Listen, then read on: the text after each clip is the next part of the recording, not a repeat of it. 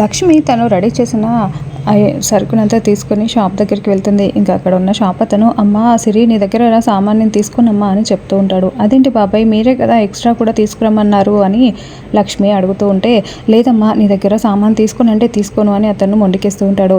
లేదు బాబాయ్ ఎందుకు తీసుకోని నాకు నిజం చెప్పండి అని లక్ష్మి చెప్పడంతో, నువ్వు ఇక్కడ నుంచి వెళ్ళిపోమ్మా త్వరగా, ఆ వడ్డీల శకుంతల వచ్చి నన్ను భయపెట్టిందమ్మా, నేనే కాదు ఎవరు కూడా నీ దగ్గర సరుకు కొనరమ్మా, మేము ఒకవేళ నీ దగ్గర సరుకు కొంటే మా కుటుంబాన్ని మొత్తం రోడ్డు మీద పడేస్తానని మాకు వార్నింగ్ ఇచ్చిందమ్మా, ప్లీజ్ అమ్మా ఇక్కడ నుంచి వెళ్ళిపో అని అతను చెప్పడంతో లక్ష్మి చాలా బాధపడుతూ అక్కడి నుంచి ఇంటికి వెళ్తూ ఉంటుంది. 2 బ్యాగ్స్ అలా పట్టుకొని వెళ్తూ ఉంటుంది. అప్పుడే హరికృష్ణ ఎదురొస్తాడు. ఏమైందమ్మా సరుకు మళ్ళీ ఇలా పట్టుకొని తిరుగుతున్నావేంటి, షాప్కి వెళ్ళలేదా అని అడుగుతూ ఉంటే, లేదురా వాళ్ళు తీసుకోమన్నారు, ఇది ఏం చేయాలో నాకు అర్థం కావట్లేదు అని లక్ష్మి అంటూ ఉంటుంది.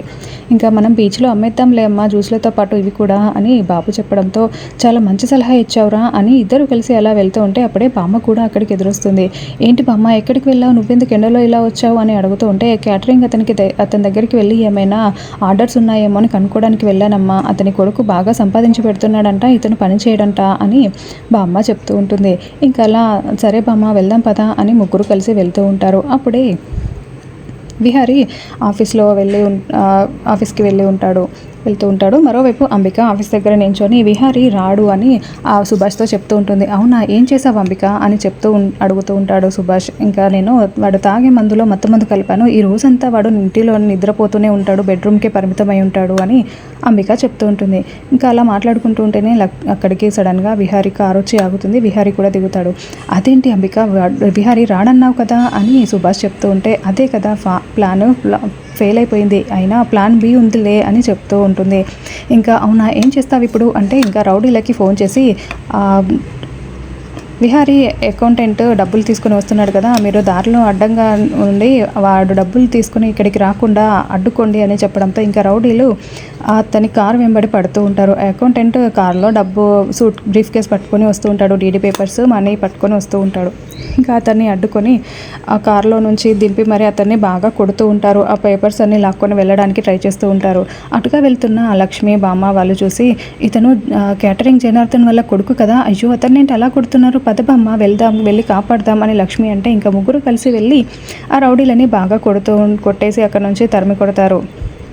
ఇంకా ఆ హర్ష అనే అబ్బాయికి ఆ అకౌంటెంట్కి మొత్తం దెబ్బలు తగిలి చాలా ఇంకా లేవలేని పరిస్థితిలో ఉంటాడు. ఏంటి హర్ష ఎవరు వాళ్ళు ఎందుకు కొడుతున్నారు అని అడుగుతూ ఉంటే, ఏమో తెలియదక్క నన్ను ఇలా కొడుతున్నారు, ఇది చాలా ఇంపార్టెంట్ అక్క అని అంటూ ఉంటే, పద మనం హాస్పిటల్కి వెళ్దామని లక్ష్మి అంటుంది. లేదక్క ఇది ముందు మా సార్కి ఇవ్వాలి, దీని మీద కొన్ని వందల కుటుంబాలు ఆధారపడి ఉన్నాయక్క, మా సార్ దీనికోసమే ఇన్ని రోజులు కష్టపడ్డాడు, ఇది కంపల్సరీగా ఇక్కడ ఆఫీస్లో మా సార్కి ఇవ్వాలక్క అని అతను చెప్పడంతో, అవునా సరే నువ్వు హాస్పిటల్కి వెళ్ళు, నేను వెళ్ళి ఇచ్చేస్తాను అని చెప్పడంతో, సరే అక్క ప్లీజ్ తొందరగా వెళ్ళు అని హర్ష చెప్తూ ఉంటాడు. ఇంకా అలా లక్ష్మి చాలా టెన్షన్ పడుతూ అక్కడ ఆఫీస్ దగ్గరికి వెళ్తుంది. మరోవైపు కార్మికులందరూ విహారీని నిలదీస్తూ ఉంటాడు. ఇంకా మీరు తీసుకోరు కదా, మీ దగ్గర డబ్బులు లేవని కాసేపట్లో సారీ మేమేం చేయలేకపోతున్నామని మమ్మల్ని ఇబ్బంది పెట్టడానికి మీరు ఇలా చేస్తున్నారు, అసలు మీరు డబ్బులు కట్టలేని వాళ్ళు ఎందుకు ఇలా మాకు ఆశలు రేపారు అని ఆ కార్మికులంతా అరుస్తూ ఉంటారు. ఇంకా అంబికా సుభాష్ ఇద్దరు సంతోషపడుతూ చూస్తూ ఉంటారు. లక్ష్మి అక్కడికి వెళ్ళి లోపలికి ఎలా వెళ్ళాలా అని చూస్తూ ఉంటుంది. ఇంకా రౌడీలందరూ అక్కడ ఎవరిని లోపలికి వెళ్ళనివ్వద్దని అందరినీ చెక్ చేసి మరీ లోపలికి పంపిస్తూ ఉంటారు, డబ్బు లోపలికి వెళ్ళొద్దు అన్నట్టుగా. లక్ష్మి ఆ రౌడీలను చూసి, అయ్యో వీళ్ళున్నారే ఇప్పుడు నేను లోపలికి ఎలా వెళ్ళాలి అని అనుకుంటూ ఉంటుంది. అప్పుడే నేనున్నా కదమ్మా అంటూ హరికృష్ణ వస్తాడు. సరే నాన్న ఇలా రా అని లక్ష్మి ప్లాన్ చెప్పడంతో ఇద్దరు కలిసి అలా లక్ష్మి ఏమో రౌడీల దగ్గరికి వెళ్ళి తన బ్యాగ్ ఓపెన్ చేసి చెక్ చేపిస్తూ ఉంటుంది. ఏం లేదండి ప్లీజ్ వద్దండి అని లక్ష్మి టెన్షన్ పడుతున్నట్టు వాళ్ళని హడావిడి చేస్తూ ఉంటుంది. మరోవైపు హరికృష్ణ ఆ బాక్స్ తీసుకొని నెమ్మదిగా ఎవరు చూడకుండా లోపలికి వెళ్ళి ఆ బాక్స్లో ఉన్న మనీ డీడీ పేపర్స్ అన్నీ అంబికా బ్యాగ్లో పెట్టేస్తాడు.